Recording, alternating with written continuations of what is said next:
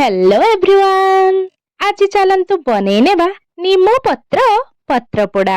कथारे अछि पाटी को पिता देह को हिता। एहा सिना पाटी को पिता लागि थाए हेले देह पई बहुत उपकारी होई थाए। मु प्रथमे किछि नीम पत्र को तोଳି आनिथिली।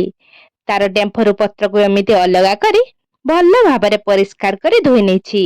एबे ग्राइंडिंग जार रे से सब पत्र को देई अल्प अल्प पानी देई भल्ल भाबे ग्राइंडिंग करी नेबा।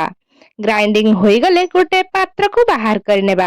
आउ सेई पात्र रे स्वाद अनुसार लूण पकई भल्ल भाबरे गोळेई नेबा।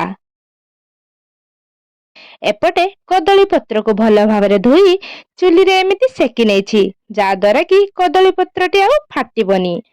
सेई कदली पत्र उपरे नीम पत्रर बटा को देई देबा आउ भल्ल भाबरे काठी साहाय्य रे एमिति कवर करि नेबा।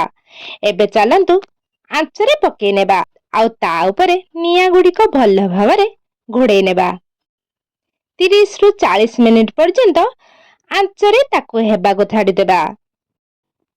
40 मिनिट परे देखंतु आमे बाहर करी नै आसीछु। हमर नीम पत्र पोड़ाटी पूरा परफेक्ट बनिछि। जदि आपनकु कंचा लागु थाए तो आउ किछि समय आंचरे पकई परिबे। सेथिरे जो स्टिक गुड़िक देइथिलु ताको बाहर करि नेबा आउ हल्का हाथ रे पत्र गुड़िक बाहर करि नेबा। एबे देखंतु हमर रेडी होई गला नीम पत्र पत्र पोड़ा। आपण एमिति बनेई पत्र पोड़ा घरे निहाती खांतु।